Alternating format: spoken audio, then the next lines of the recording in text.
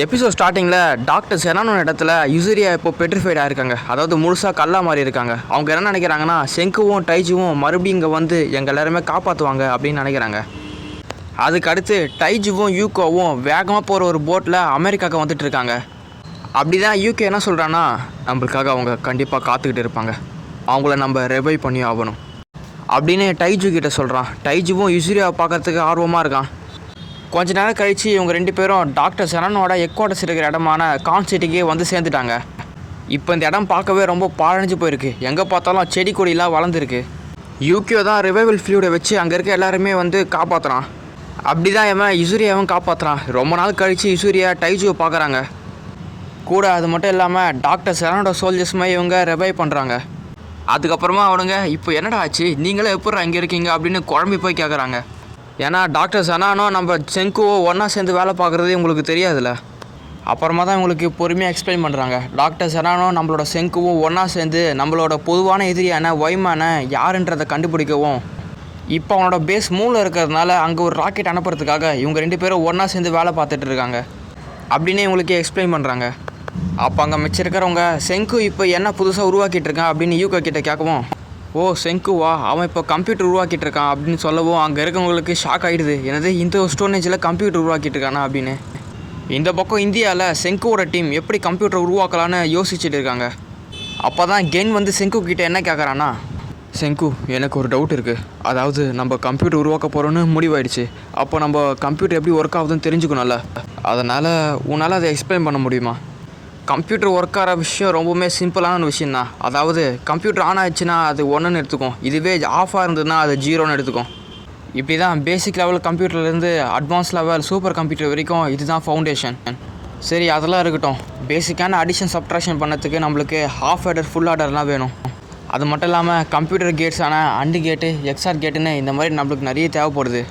ஆனால் அதுக்கெல்லாம் கண்டிப்பாக டிரான்சிஸ்டர் தேவைப்படுது. நீ தானே சொன்ன செங்கு, கண்டிப்பாக டிரான்சிஸ்டர் ரெடி பண்ணதுக்கு 10 வருஷமாக தான் ஆகும்னு. நீ சொல்கிறது கரெக்டு தான். அதனால தான் நம்ம அதுக்கு பதிலாக நம்ம இந்த ஒரு டோனட்டை யூஸ் பண்ண போகிறோம் அப்படின்னு ஒரு மெட்டல் டோனட் ஒன்று காமிக்கிறான். இதோட பேர் தான் பெருமேட்டர். நம்ம டிரான்சிஸ்டருக்கு பதிலாக நம்ம இதை யூஸ் பண்ணலாம் அப்படின்னு சொல்கிறான். இதில் ரெண்டு பக்கமும் 2 காயில் சுற்றி இருக்குது. நடுப்பில் ஒரு மெட்டல், ஒரு டோனட் மாதிரியான ஒரு ஷேப்பில் ஒரு மெட்டல் ஒன்று இருக்குது. இது எப்படி ஒர்க் ஆகுனா இது ஒரு ஊஞ்சல் மாதிரி ஒர்க் ஆகும். மேக்ஸிமம் ஆஃப் த நம்பர் 1 இருந்ததுன்னா இது டோட்டலாக 1 அப்படின்னு எடுத்துக்கும். இதுவே மேக்ஸிமம் எல்லாமே ஜீரோஸாக இருந்தால் இது டோட்டலாக 0 அப்படின்னு எடுத்துக்கும். அப்புறமா இதை மட்டும் கம்பைன் பண்ணியே ஆஃப் ஆர்டரை கண்டுபிடிச்சிட்டாங்க. சாய் வந்து இந்த ஆஃப் ஆர்டரை டெஸ்ட் பண்ணி பார்க்குறான். அதுவும் பக்காவாக வேலை செய்யுது. இந்த பெருமீட்டரோட எண்ணிக்கை நம்ம அதிகப்படுத்திகிட்டே போயிட்டே இருந்தால் அப்படியே நம்மளோட மாடர்ன் கம்ப்யூட்டர் அளவுக்கு நம்ம பவர்ஃபுல்லான ஒரு கம்ப்யூட்டரை உருவாக்கிடலாம் அப்படின்னு நம்ம செங்கு சொல்கிறான். ஆனால் அதுக்கு குறைஞ்சபட்சம் 200 பெருமீட்டராவது இப்போதைக்கு தேவைப்படுது. இந்த விஷயத்த கான் சிட்டியில் இருக்கிறவங்களுக்கு சொல்கிறான் செங்கு. இந்த மாதிரி எங்களுக்கு 200,000 பெருமீட்டர் எங்களுக்கு தேவைப்படுது, உடனடியாக எங்களுக்கு செஞ்சு கொடுங்க அப்படின்னு செங்கு கேட்குறான். அப்புறம் உருவாக்கின பெருமீட்டரை வச்சு இவங்க நிறைய ஆஃப் ஆர்டரை செய்கிறாங்க. அதை மிச்சம் இருக்க ஆஃப் ஆர்டரை கனெக்ட் பண்ணும்போது இது 255 டிஜிட் வரைக்கும் அடிஷன் சப்ட்ராக்ஷன் பண்ணிக்கலாம். ஆனால் எங்களுக்கு இதை விட அதிகமான பெருமீட்டர் தேவைப்படுது. அதுக்கு இந்த டிசைனை வந்து கான் சிட்டியில் இருக்கிறவங்களுக்கு டயக்ராமாக அவங்களுக்கு அனுப்பணும். அதுக்காக இவங்க இப்போ என்ன உருவாக்கணும்னா ஃபேக்ஸ் மிஷின் ஒன்றா உருவாக்கி ஆகணும். அதுக்கப்புறமா அவங்க சல்பைட் கோட்டிங்கை ஒரு பேப்பர் மேலே தடவுறாங்க. அது மேலே நம்ம எலக்ட்ரிசிட்டியை யூஸ் பண்ணும்போது அந்த எங்கே நம்ம எலக்ட்ரிசிட்டி யூஸ் பண்ணுறோமோ அங்கே மட்டும் பேர்ன் ஆகுது. இதில் சென்டர் ஒன்று ரிசீவர் ஒன்று இருக்கும். இது எல்லாமே ரேடியோ வேவ்ஸை தான் யூஸ் பண்ணி கம்யூனிகேட் பண்ணிக்க போகுது. சென்டர் வந்து பேப்பரில் இருக்க பிளாக் கலர் டாட்ஸை ஸ்கேன் பண்ணி அதை ரிசீவருக்கு ரேடியோ வேவ்ஸ் மூலிமா சென்ட் பண்ணோம். அந்த ஒரு டேட்டாவை வச்சு ரிசீவர் அந்த பேப்பரில் இது பிரிண்ட் பண்ண ஆரம்பிக்கும். இப்படி தான் ஃபேக்ஸ் மிஷின் இப்போது சிம்பிளாக ஒர்க் ஆக போகுது. கொஞ்ச நேரம் கழித்து கான் சிட்டிலேருந்து ஒரு ஃபேக்ஸ் ஒன்று வருது. அதாவது அவங்க ஒரு குரூப் ஃபோட்டோவை எடுத்து இங்கே இந்தியாவுக்கு ஃபேக்ஸ் அனுப்பிச்சிருக்காங்க. இங்கே செஸ்லியாவும் கென் சாய் 3 பேரும் பேசிகிட்டு இருக்காங்க.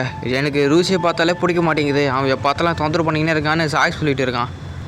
என்னோடய ஃபேமிலி என்ன மேக்ஸ் படின்னு சொல்லி என்னை உயிர் எடுத்தாங்க, அவன் வேறு எனக்கு இதை பண்ணி கொடு அதை பண்ணி கொடுன்னு சொல்லிட்டு அவன் ஒரு பக்கம் என்னை உயிர் எடுப்பான்.